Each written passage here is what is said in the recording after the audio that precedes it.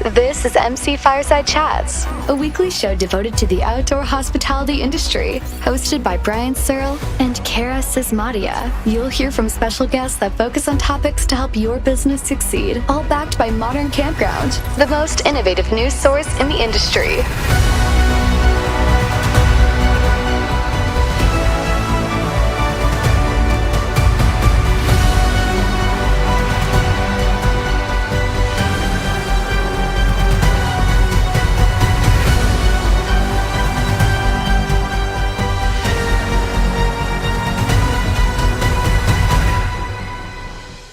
Welcome, everybody, to another episode of MC Fireside Chats. My name is Brian Searl with Insider Perks, here, as always, with Cara Csizmadia from the Canadian Camping and RV Council.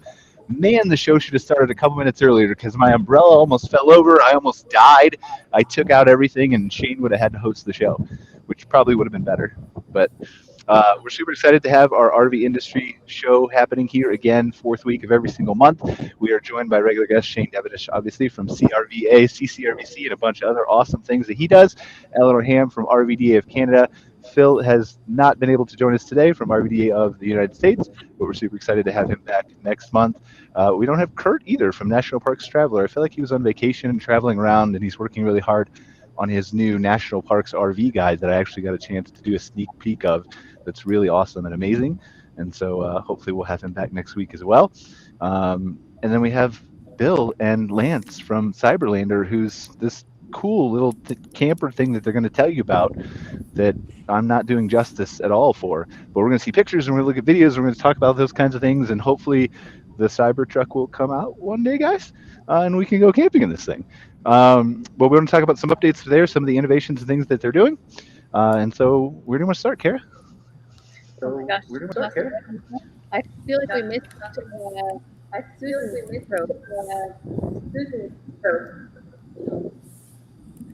I'm getting an echo here, so I don't know. Is that better? That is Can better. you get?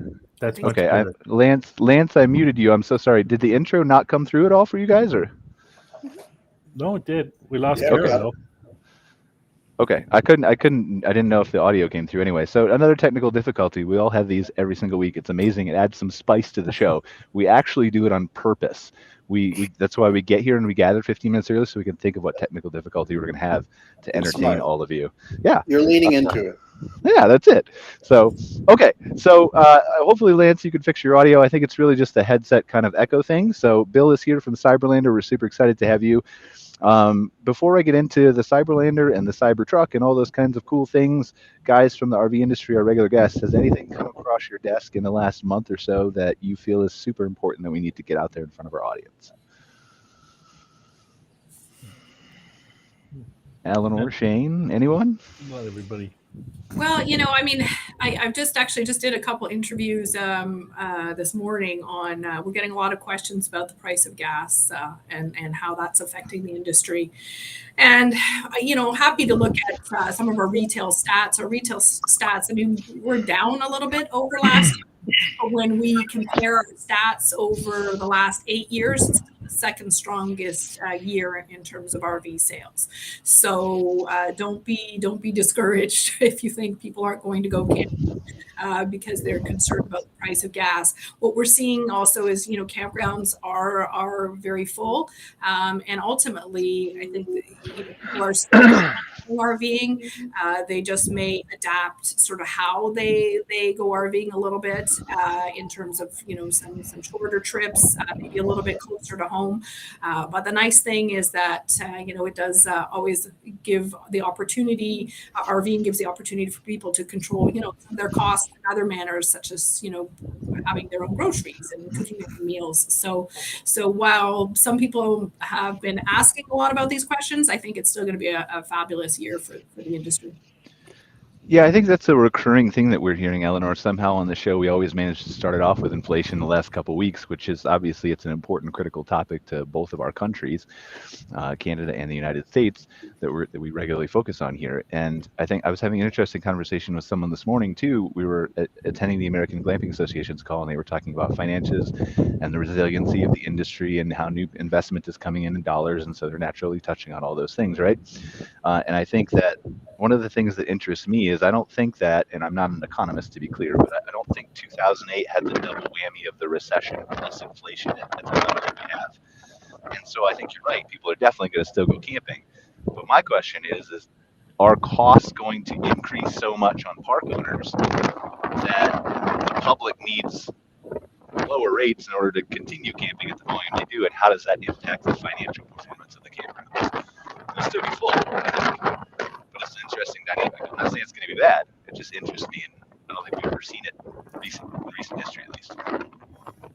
Yeah, I think it's really important to know, and I think people are realizing that it's not only camping, but it's every vacation opportunity out there that has gone up in price, or more importantly, the inconvenience of it. Camping is still very affordable. But you look at airports, the bad press that we're getting in both of our countries, and the cost of flights, the cost of hotels. Eleanor was talking about lack of rental cars available. So, it's certainly contributing to the popularity of camping still, despite the the higher gas prices. Yeah, I agree. I think and Lance, maybe we're echoing again. Welcome back. I think I agree. I think my overall point is that because our rates are lower than hotels, yes, more people are going camping, but does that hurt the margins of the park owners? I don't know yet, because their costs go up for all the building and the maintenance and all the things with inflation, right? So it's an interesting, maybe KOA can do some studies on that or something, or maybe they haven't, I just haven't seen them. Yeah, well, I'll bet you most campgrounds are saving on their employee staff expense because they can't hire, because they can't find anybody. Yeah, not kind of the desired way to cut your expenses, but it's probably happening out there. What else we got? Anybody else have anything else on their desk here? I'm gonna take off this little logo here on top of me. Any other questions? Anything come across your desk that's important besides inflation? You know what? I'm going to share something that the RV Women's Alliance is doing right now. I think would be a really great opportunity for campground owners as we expand on the program. But we are in the process of a pilot program for in conjunction with the RV Technical Institute in Elkhart, Indiana, where we're offering sponsorships for women to come in and take their technical classes. We've got 24 women selected right now just for the pilot program, and we have out of them there's 3 campgrounds. And the interesting thing from the campground side of things, I mean, we haven't done the class yet, so we're really excited to see on the other side how they felt, was it worth it to them? But they said, just to help, we have a lot of new people camping out there, right? There's a lot of issues and people don't, they may go through the inspection and all the, bells and whistles as they drive it off the lot, but by the time they use it again to do that, right? So these campground owners, it's worth their time to go through some of this training, so therefore they can help their guests out that much more. So we find that's going to be really exciting, and I think once we come through the pilot program, we're going to actually offer it regionally, and we'd love to have one up in Canada as well, maybe on each coast, where we can offer campground owners to come in and do this training. And RVTI right now is offering that training for free. So awesome. Yeah, it's great news. All right, well, without further ado then, I'm sure you guys will think of other things for us to talk about later in the show, but I want to get to Bill and Lance, who are our special guests for the show. We've been hearing for, well, you guys tell us, introduce yourselves, your titles, because I feel like I've been hearing about Cyberlandr for a while, maybe even a year or two back, and I want to learn more about it, obviously, and then some of the updated timetables, how you came up with it, and all kinds of cool things that we're going to talk about. So whichever one of you gentlemen would like to start. Take it away, Lance. Your audio is off. I don't hear audio there. Oh, hold on. I had him muted for a second just because of the echo, so that might be my fault. So there, try that, Lance. Can you hear me now? Yep, yes. We're good. Okay, Good. It's not on my end.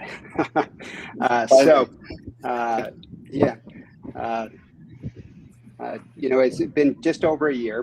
We launched on April 6th of last year, and it took off like wildfire. Our original goal was to hopefully get 100 or 200 customers that were interested in Cyberlandr, and in 5 weeks we were at about 1,000. And so it took off like crazy, and we found that we've really hit a nerve, that a lot of people really wanted an RV that would fit in a single parking space, and that they could park in their garage, and that would fit into a mall parking garage or go through the Starbucks or McDonald's drive-through. And, really an RV they can take with them everywhere. And, a few years back, there was a big debate online about which is the best camera. And of course, everybody had their opinions about which ones. And the debate was largely ended when a famous photographer said, well, the best camera is the one you have with you. And we feel the same way about the RV. The best RV is the one you have with you. And Cyberlandr is the one that's, just sitting in the back out of the way. It's always ready. It goes with you everywhere you go. So apparently there were a lot of people who really liked that. So it's taken off like crazy. We really stopped trying to sell and market it after just a few months, and the sales have continued to climb. They come in every day, and we put out a press release every month and a half or so to update people on our progress, and that just keeps it rolling along. So we're excited to see that that people are interested in EV RVs, right? Something that can give them the range, they can get out to nature without the big drawbacks of high price of gasoline, the diesel smell, something that lets you see nature while treading more lightly upon her. So you see our website there. If you click on that, it'll keep running around and showing you more features. And so that's an upgraded website from the one we first launched with, and it's going to be improved again here in a little bit. But basically, it allows you to put for those of you who are not familiar with Cyberlandr, it's the disappearing camper for Tesla CyberTruck that fits under the vault, which is what Tesla calls the bed when it's covered by the tonneau cover. So it fits within the vault and then expands up and gives you a living room, kitchen, bedroom, bathroom, and office in that small space. Through some clever design, we removed the fixed dinette set and the fixed bedroom and made it so the chairs could convert into a bed. And those chairs are freestanding, so you can take them outside by the fire, move them around inside to watch a movie or whatnot. And so a couple of clever advances made it so we could fit a surprisingly roomy camper in the bed of the truck. And that's really been the gratifying thing to us, is so far everybody who's been in the prototype has said, wow, it's larger than I imagined. And that's what I like to hear, that it's kind of like the tent on Harry Potter, where it looks like it's a little tent and then you go inside and it's much bigger. And so we recently unveiled our kitchen. I don't know if you saw that, our prototype kitchen, with what some people on social media called our impossible induction cooktop. So you don't see an induction cooktop there, but it's there. It's actually underneath the porcelain countertop and cooks through it without heating the counter up very much. So you can it's still cool enough to touch, even after you've boiled water. So some nice innovations there that people seem to really like. And we're trying to use more durable materials so that if you wanted to live in it all the time or just use it a lot, it's going to hold up. We're not using wood that will rot, corrode, delaminate, or anything like that. We're using advanced composites, porcelain, and other very durable materials. Do you have just one prototype produced so far, or multiple? So we've produced 4 prototypes so far, and there will be at least probably 10 more before we get to production. And none of them is complete in and of itself. Each one is designed to test something, right? And so we've got a series of them that we're going through, and each one becomes more complete and more refined, which of course is the product development process. What does overall timeline look like? Like if I place an order today, how long am I looking at? So our goal from the very beginning has been to ship your Cyberlandr when your CyberTruck is ready. So if you ordered a CyberTruck on day one when it was announced back in 2019, Elon says they'll start shipping in 2023. So sometime next year you would get yours. And we're going to try and have each person's Cyberlandr ready when their CyberTruck is ready. So if you're just placing an order for a CyberTruck today, you may be a couple of years out before you get your CyberTruck. And still, our goal is the same, have your Cyberlandr ready by then. Is it more of a, it's not a tent, but is it more of a tent or an addition than an RV? What are the sides and stuff? So this great question. The sides are made of an advanced composite material. And people ask us, well, what is that made of? And it's like, well, we're not telling you yet. We're keeping the secret sauce secret for a while longer. But Dr. Know-It-All, one of the YouTubers, great guy, John, came out and we gave him a tour of the prototype and let him take a sledgehammer to the sides and beat the material. And it's very strong. It's a good insulator, and there's no thermal bridging from the outside to the inside. And to make something this compact, we needed something that was structural. So the panels themselves are structural, and they're strong. They've been proven for many years in other industries outside in the weather. So they should hold up very, very well.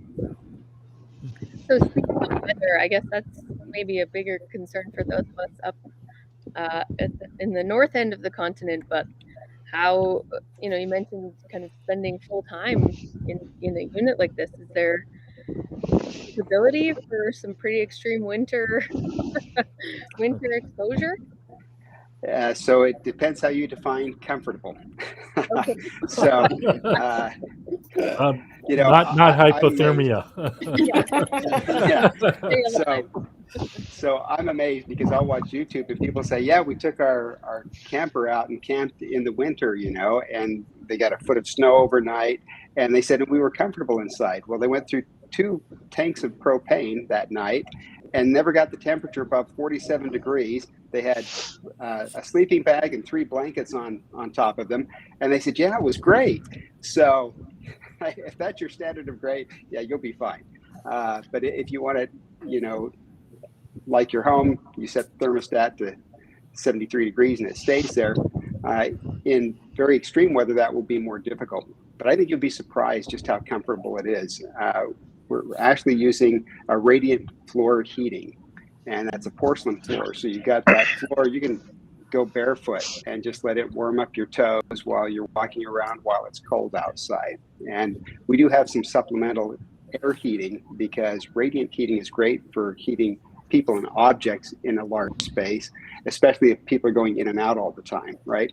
But it doesn't heat up the air. So you can be perfectly warm and still see your breath if you use nothing but radiant floor heat. So we supplement that to heat the air up because it's still nice to have warmer air.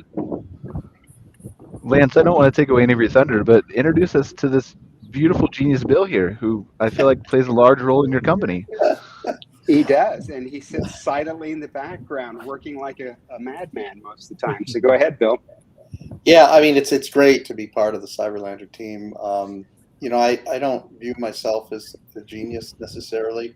My goal on the team is to think about energy, which, you know, we kind of just touched on there, as well as energy management, modeling applications and software so that it performs well. A lot of people think about RVing as kind of this thing. It's all about the outdoors, it's all about getting away. And at the end of the day, they're always carting energy with them, whether it's batteries, you know, for devices, or solar panels to charge devices, or propane or other types of fuels. And so in an electrified RV world, everything pretty much changes. We have to think about the model that gets us through our mission. I call them missions because, you know, the goal is to leave and then come back. And if you don't come back, then your mission was kind of a failure. So at the end of the day, RVing is all about moving in some capacity, and electrification and the CyberTruck and all of its batteries and its capabilities all factor into that mix. And then you have this other thing that's sitting in the back that is dependent upon that battery. The Cyberlandr has no battery. So much of the work that I do at Cyberlandr is thinking more about what does it mean to have a software-defined RV?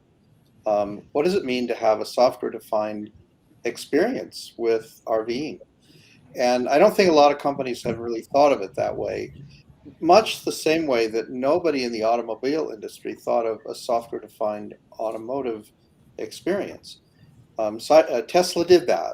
Elon was instrumental in saying, look, you know, if we're going to move to electrification, we have to think differently. And so Cyberlandr is patterned in much the same way. And that's really kind of where I get involved. I'm thinking about analytics.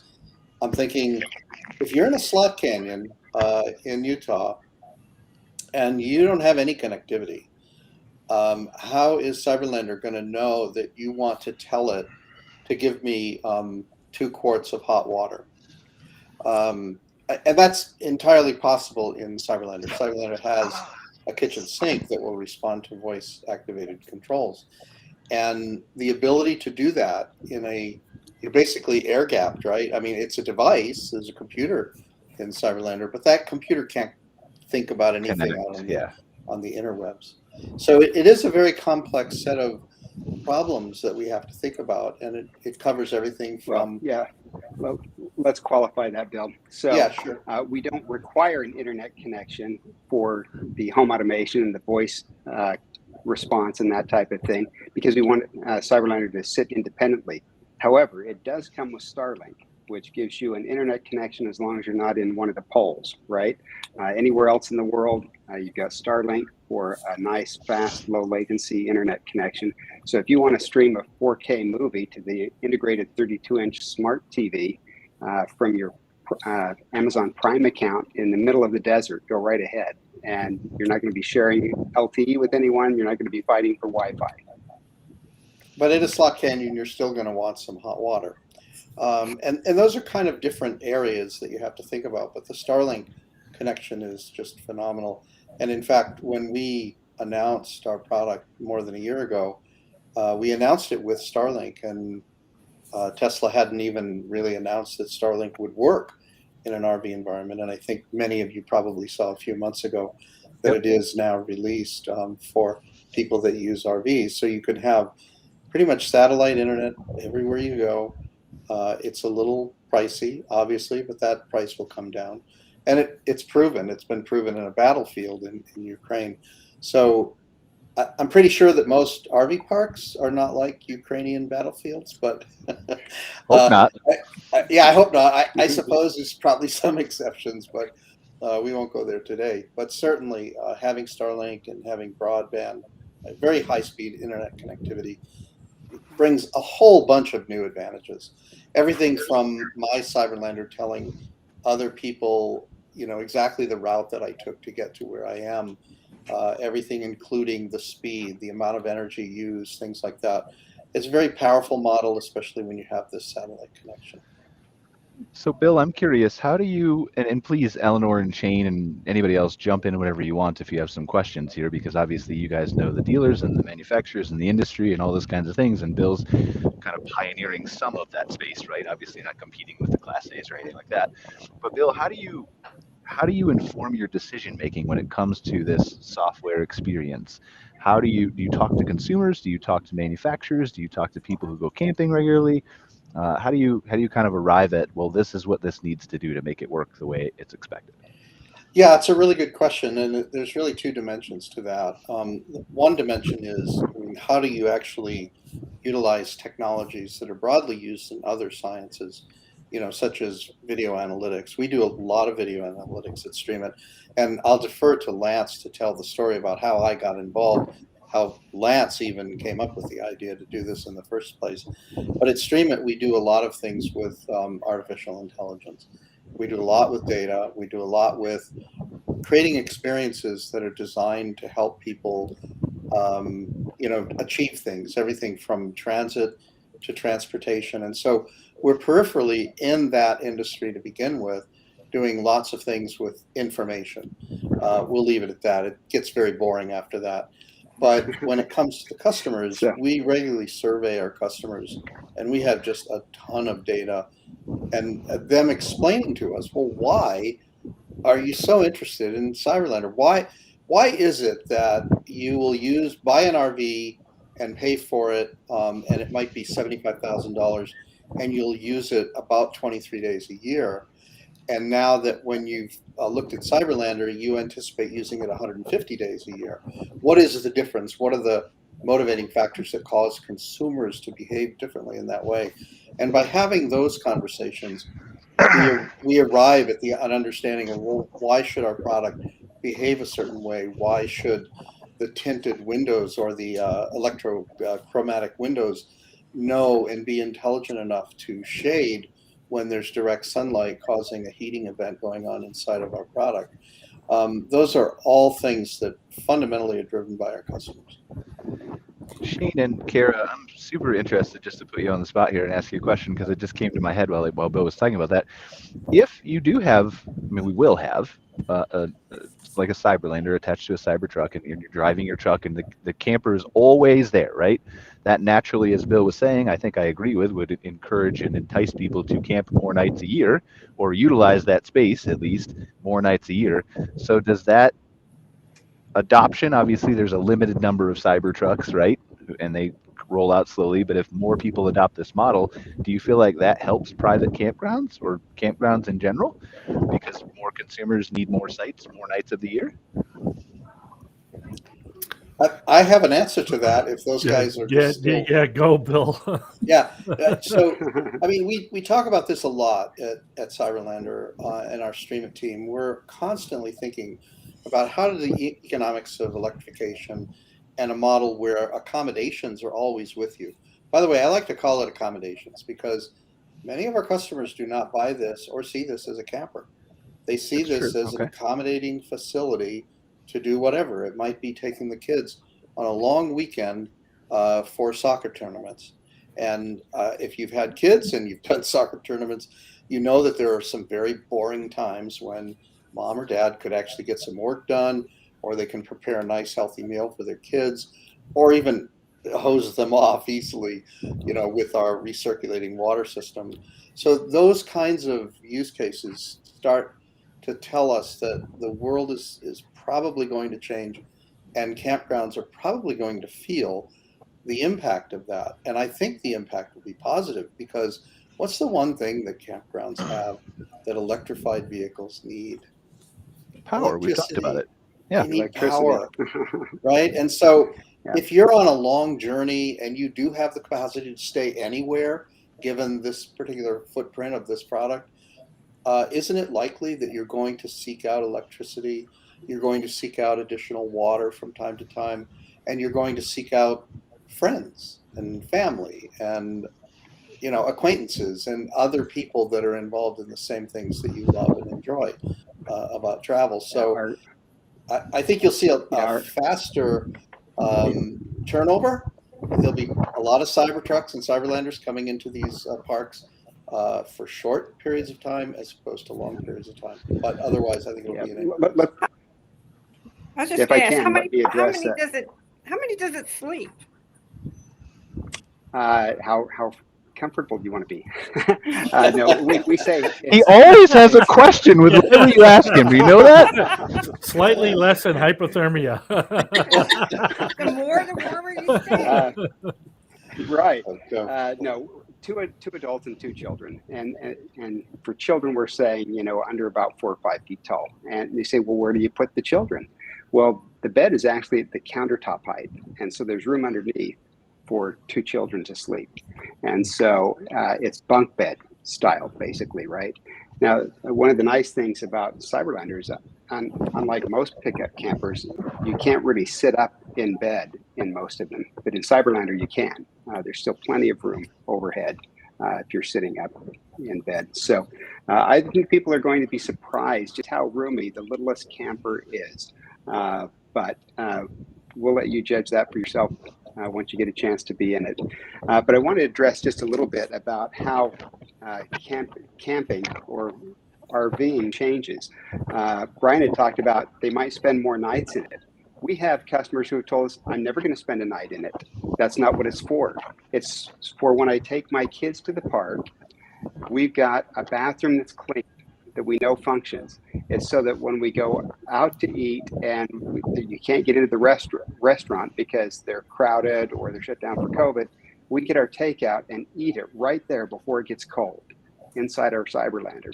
So it's been really fascinating to see how people plan to use it. They're going to use it a whole lot more. They may not do any more overnight camping or only a little bit more than they would have done otherwise, but they're going to use it for a whole lot of other things. We like to call them urban adventures, not just wilderness adventures, right? And so what we think you'll see in the campground market is your electrified RVs are not going to stay as long. We're seeing a shift from recreating, just kind of going to a spot and sitting there for a few days, to more of an adventure style, where they're at a new spot every day or two. And so the journey is going to be much longer. Instead of going 150 to 200 miles to a campground and staying there, they're going to be hitting a new one all the time because it's so much less expensive to travel, right? And they don't have to worry about adding pollution or anything. They just have to charge.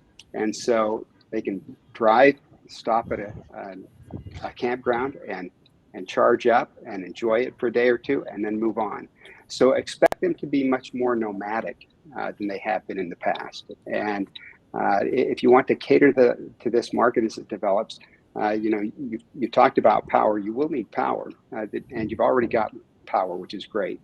I think you've got 30 amps at most campground stalls.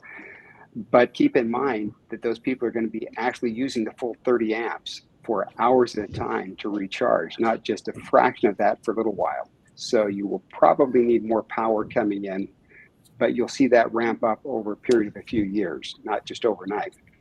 But then, you can cater. Go ahead. No, sorry, I was just going to say that's a discussion we've had before about power pedestals and the need for that. And when you're camping, you're also charging your electric vehicle. And so the industry, I think, is very aware that we need to do some upgrades in certain areas and in certain places. But before you dive into another topic, I want to just wrap up the thought. Like, I think, yes, many people are going to use it for much more things than just besides camping. But I think it encourages people to go camping locally around their house more than they otherwise would, because it's attached. You don't have to hook everything up and wire all the harnesses and level everything out and do all that kind of thing. And maybe even there's a model for some campgrounds to do half-day rates so they can come work at a beautiful scenic place with trees and rivers and whatever, and they could sit there and do their work like a co-working spot. Yeah, correct. It's fundamentally a definition of the word camping is going to morph dramatically, I think, because of the EV industry. So I have a question in terms of like the servicing. So, now I'm using my RV and I go and I have trained RV service technicians that service this. Obviously, the servicing model is going to be quite different, going to look different. So where do I go now if I have issues? Do you go back to a dealer or the manufacturer here? Is there going to be training available for these techs, or how's that side of the business going to work? Great questions. And we are not to the point yet where we can announce anything, so I can't really answer it. But rest assured that that's something that has occupied a lot of our time. We're working on partnerships so that you'll be able to get service nationwide. And we're hoping that we have vastly less service requirements. One of our goals from the very beginning was to dramatically reduce the quality control issues and the maintenance issues that people are having, because those are two of the biggest frustrations that anybody has with RVs right now from what we've seen. We tend to follow Tesla's model on that. Elon is quite vocal about saying one of the best ways to make your product better is to stop the madness of maintenance and repairs. And so our goal is to try to build a product that needs less of it. If you can eliminate the vast majority of that, then I think the experience just it just grows exponentially. So when we're sorry, Cara, go. No, you go ahead. I can do those after. Go ahead. Getting back to the campgrounds, I think you mentioned that they have a washroom. Is it like a porta potty? I can't see them having holding tanks. So you are correct. There is no holding tank. We didn't want anybody to ever have to clean out a black tank anyway, because it's the least fun part of having an RV, right? So it actually uses a dry flush toilet, which you can think of as a really long garbage liner that seals airtight and smell tight, which is the most important part.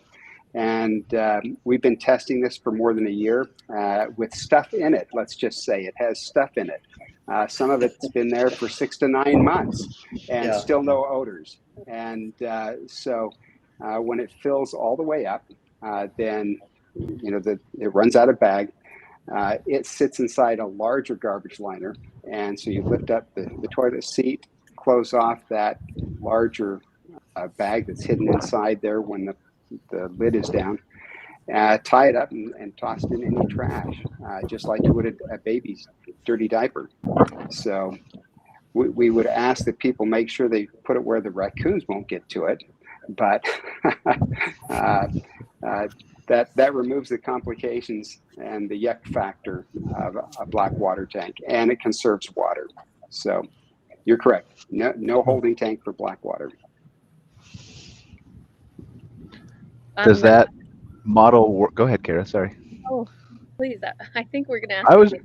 I was just gonna say, does that model, like, I don't know enough about RVs, Eleanore, Shane, Cara, having never owned one, camped in one lots, but never owned one. So does that seem feasible to you guys?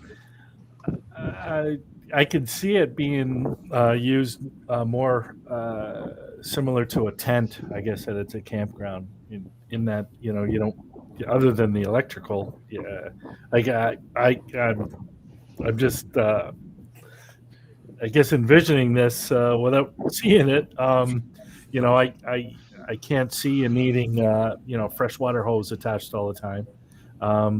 So it's just the charging station, and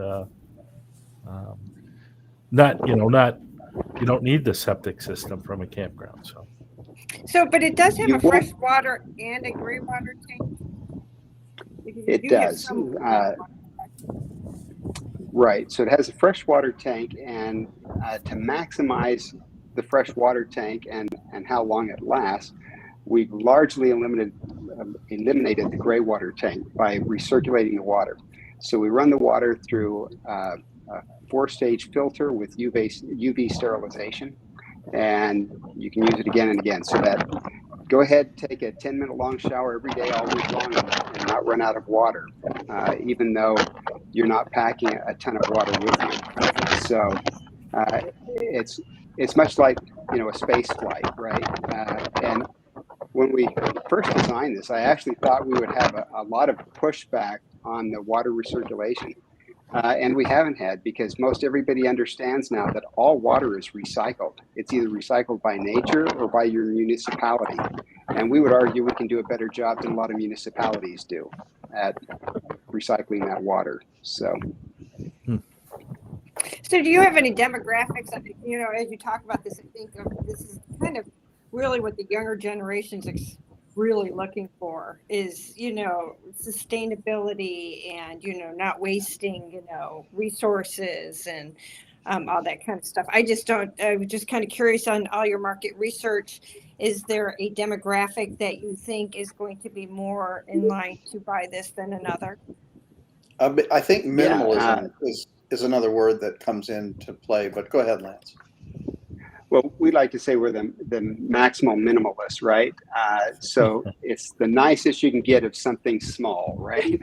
And so it's not, I guess, minimalist in a way, and it's maximalist in a way as well. But we track our customer base very closely because Bill is so good with analytics. And it's been really interesting to see the spread for customers. We really do skew a little younger than your traditional RVs. Our largest group is, I think, 18 to 35, as I recall.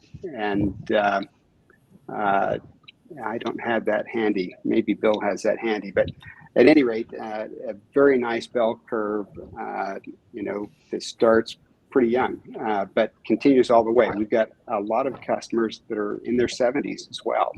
And it's really surprised us how broadly this has appealed to people. And the comments we've gotten, we had one couple tell us, thanks, you ruined our retirement. We were just going to go buy a condo and stay there until we died. And now you've forced us to go out and live life and see the world. And it's gratifying to see comments like that. And I think they punctuated that with, please just take my money. This is a sentiment that you can see on YouTube. You can see it on our Twitter account and things. People look at this and they realize, I wanted less and you gave me less, but you gave me more because now I have the agility to take my vehicle and go to one couple described going to a really remote astronomy experience, and it's so far out in the remote areas for low light that there's no hotel rooms nearby, and it's a national park or there's state parks nearby. But the problem is very few places to take an RV there as well, and they see Cyberlandr as that one thing that would allow them to actually look through a telescope at 1 a.m. and 15 minutes later be in their Cyberlandr, snuggled up, ready to go to sleep. That is a really difficult thing to solve, and I think having accommodations with you anywhere and everywhere you happen to be fundamentally changes this to more of a lifestyle utility vehicle, or some around the team here we call it a love. And I think it has a lot to do with utility, and utility is generational, or it's cross-generational. It doesn't matter if you're 18 or if you're 78. You want utility. You want that utility value in a product. And so I think that explains why we see, elderly people just loving this, as well as, millennials and all the way down to Gen Xers and Gen Zers. Doesn't matter. And oddly enough, the most frequent comment we get from people is, shut up and take my money. And to this day, it still makes me laugh every time I see somebody type that in.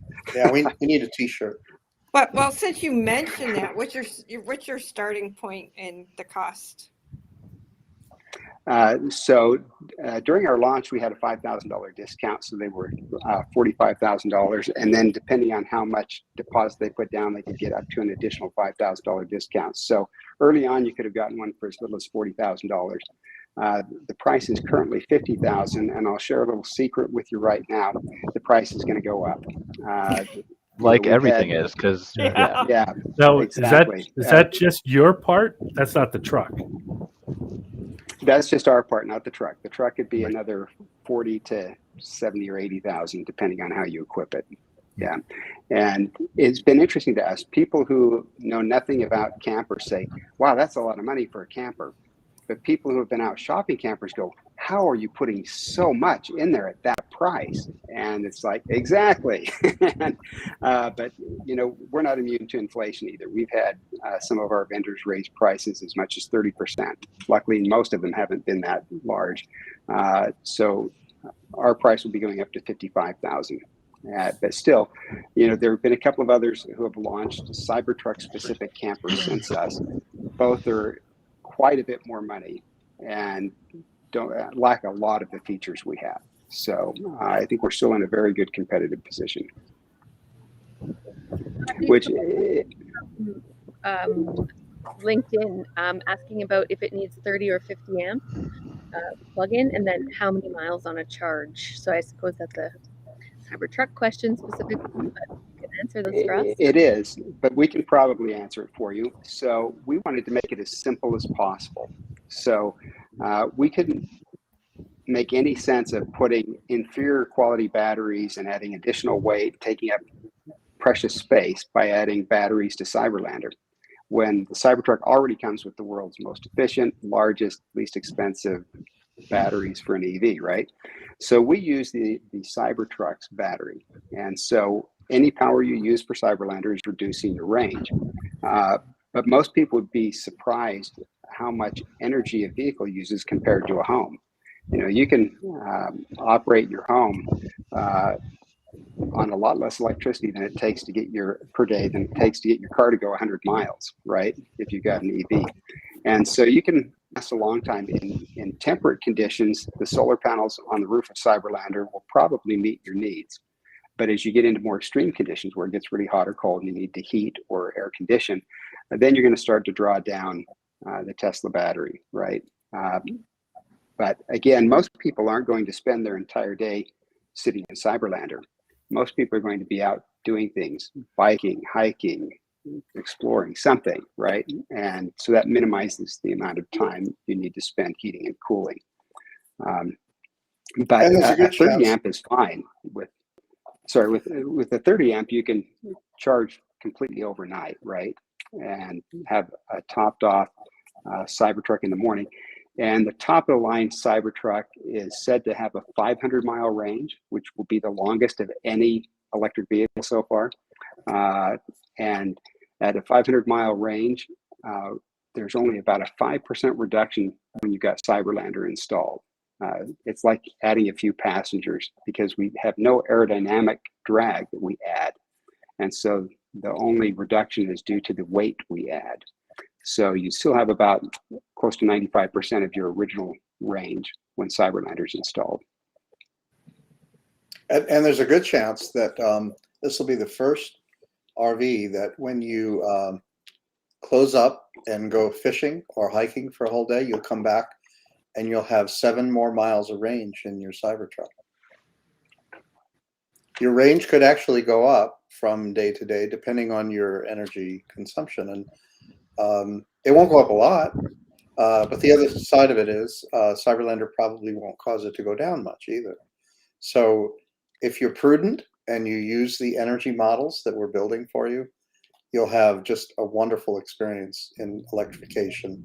And I think campgrounds everywhere are going to support your interest in seeing to it that climate-friendly move is underway. So I guess that's a good segue for me, because my biggest kind of feedback I get is a concern that the fundamental charging infrastructure and all of those things specific to campgrounds is not ready yet for this. So if we're talking about these vehicles being on the road in the next year, are those concerns echoed on your side, or do you have confidence that charging infrastructure and all of that is in place and we are good to launch? Oh, we're good to launch. And the reason for that is it will take a while to grow. It's not like overnight all RVs will be EVs, right? That transition is going to take a decade or more. And so that gives everybody a chance to see the trend and prepare for it, right? But I think you'll see the beginnings of that pretty quickly. By 2024, I'd be surprised if most of your campgrounds aren't seeing EV RVs come through on a regular basis. And I think they'll probably find they're staying for shorter periods of time, but they're getting lots more of them, right? So, and there's also a likelihood that within a few miles of that campground or resort, there's probably going to be a Tesla supercharger, and people will divert their routes or leave the wilderness to top off, so to speak. I mean, it's not unlike doing other things that you do with RVs today. So I have a two-part question. First to Eleanore and Shane. Eleanore and Shane, have you seen any, or do you know of any, and I know we've seen some concept vehicles, but is there a big push in the industry to adapt other RVs to be electric? Yeah, I mean, there are definitely some concept vehicles, and this is very interesting to me because I've been talking about how the majority of the industry are towables, right? 90% or 85 to 90% are towables, and so it's a small segment on the motorized side, but now with this, it's actually the truck camper part that ties into, so it's a whole area that I hadn't really given much thought to, right? Because I kept thinking, well, the towable will still just be a towable, and maybe have some components that are electrical, but I don't know. It's definitely opened up a whole new thought position for me, because I hadn't really envisioned the industry moving in this direction. But we haven't seen much in Canada in terms of anything other than just concept vehicles for the manufacturers. Yeah, Airstream has come up with a prototype, and some other ones are quickly working on them. But yeah, like Eleanor, this is something I wasn't thinking of before an hour ago, and it's kind of neat to hear. I think as we move forward, there's going to be more.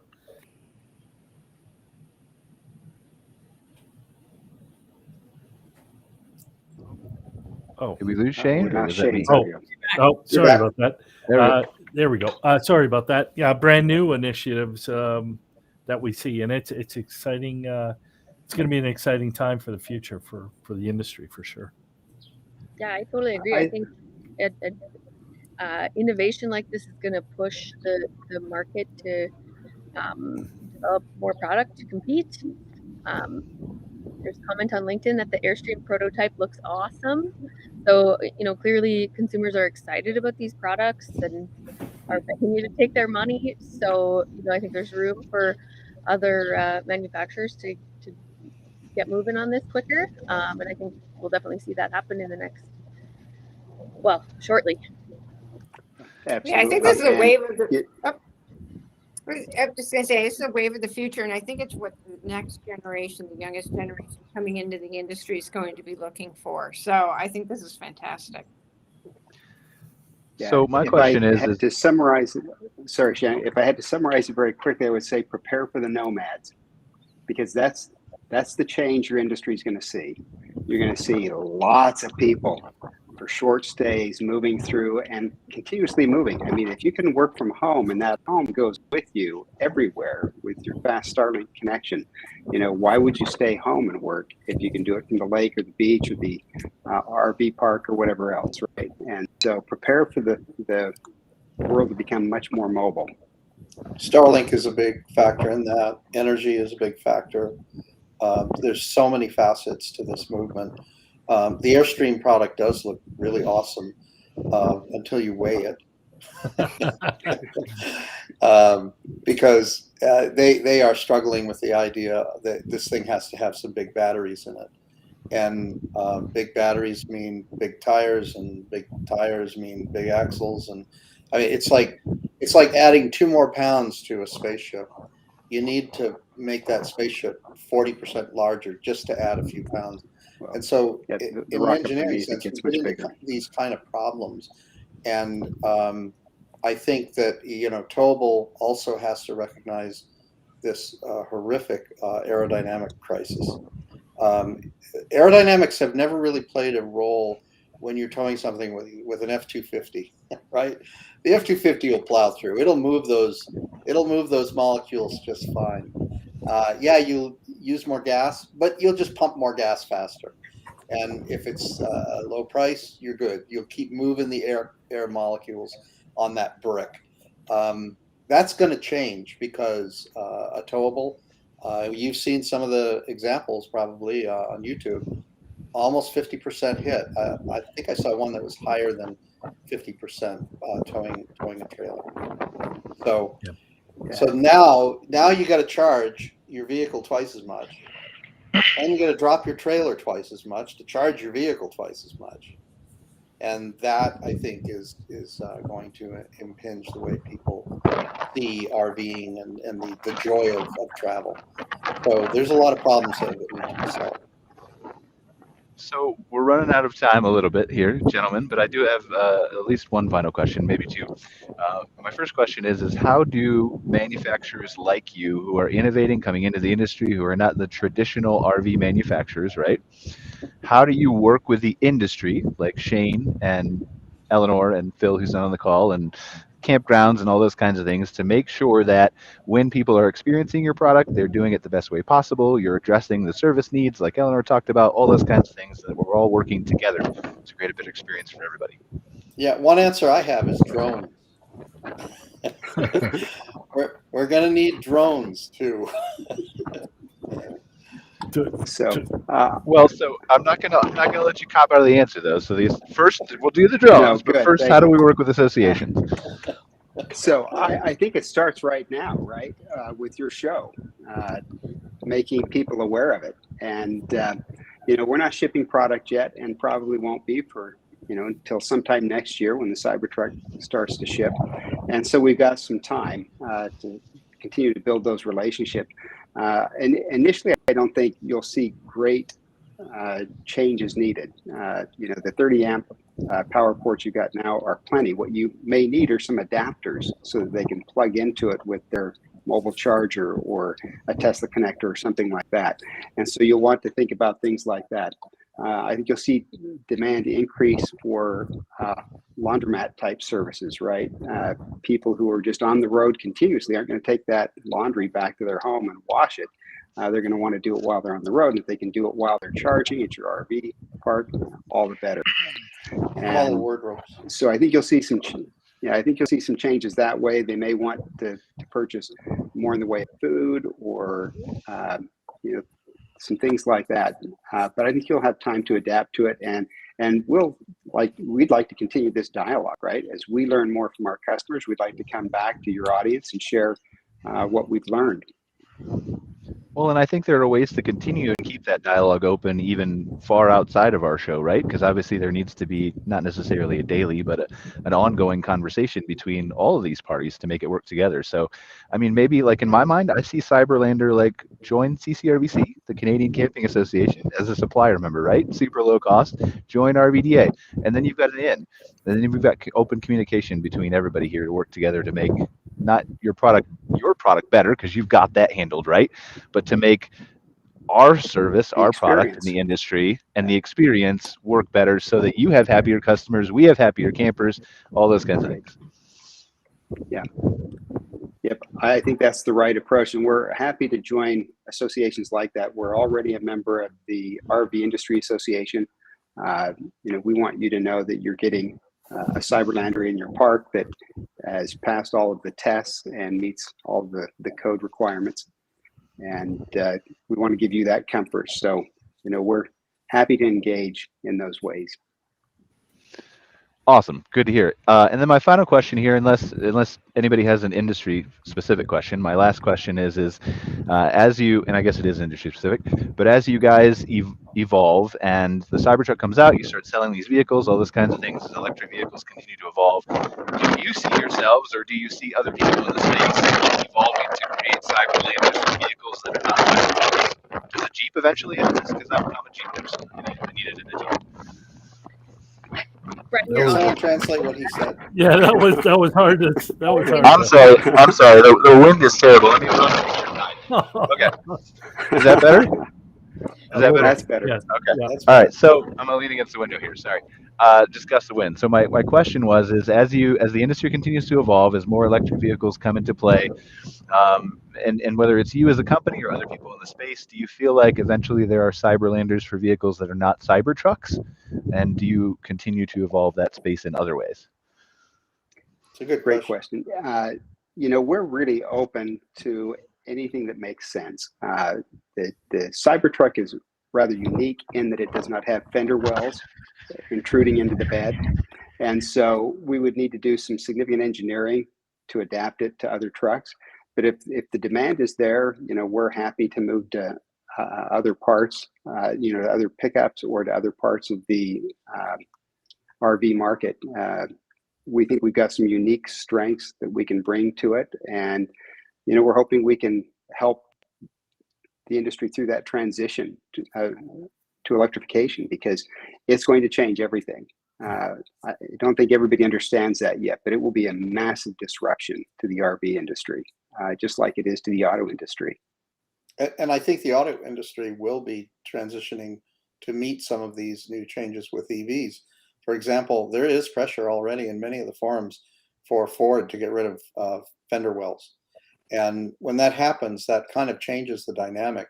Obviously, the bed size is important. They're still a little bit tiny on that, but I think there will become a time when it makes sense for Cyberlandr to appear in other environments, just as we're already having conversations with a lot of companies to use Cyberlandr for commercial purposes, potentially even military purposes. So I think the idea of invisible or disappearing accommodations is one that has really never been possible in the past. So I think that will have a significant impact on possibilities going down the road, literally and figuratively.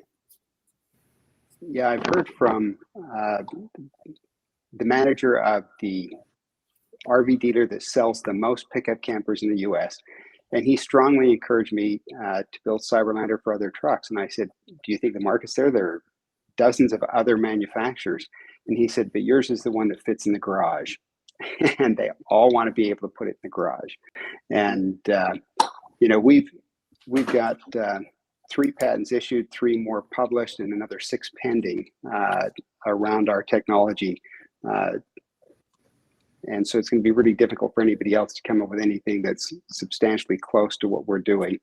But clearly there's demand for a pickup camper that really does fit in the garage or go through the drive-through and basically gets out of the way when you're not using it, but magically appears when you do need it. It's a lifestyle utility vehicle. It's what happens after the SUV becomes an adult. All right, guys. I gotta run over here. We gotta wrap up the show. We're almost running late, and I have wind, and it keeps blowing gustier, so I feel like it just wants me to end the show because everybody's got to go and do other things.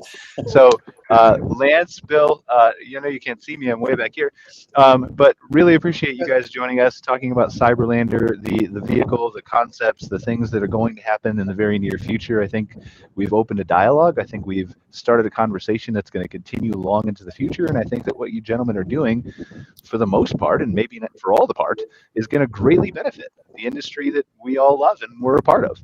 And I think that's going to have some challenges along the way and some bumps, and whether that's electric pedestals or adapting or changing models at campgrounds, that conversation has to happen. And I'm excited to see where it goes from here. So, Cara, Shane, any final thoughts? Susan? No, great show. Yeah, great chat, guys. I appreciate your time so much and look forward to touching base again in the future about where things are going. Thank you. Thanks for having us. Awesome. Thanks, guys. So I appreciate you. If as a reminder, and the wind might blow because I have to come up here and press the button to end the show. But really appreciate you guys joining us for another episode of MC Fireside Chats. My name is Brian Searl. As always, Cara Csizmadia from the Canadian Camping and RV Council, who Lance is going to reach out to and join as a supplier member very shortly. We got his word there, right, Lance? We want to see you. Yep. All right, it's me. I'm putting you on the website. I'm the website designer, so I'm going to know. Sweet. All right. So, but we're super excited. Thank you for joining us for another episode. We will be back again next week with more amazing content. Bill, as always, thanks for sharing your genius and all things software and all that kind of stuff with us. I'll geek out with you sometime. We should just schedule a Zoom call. That stuff fascinates me. So you know where to find us. All right, sir. Thank you. I really appreciate everybody. Take care, and we'll see you soon. Thank you. Thanks for watching this episode of MC Fireside Chats, hosted by Brian Searl and Cara Csizmadia. Have a suggestion for a future show or want to see your campground or company as part of an episode? Email us at hello@moderncampground.com. Join us next week for another episode. And don't miss the latest outdoor hospitality news and commentary from around the world at moderncampground.com.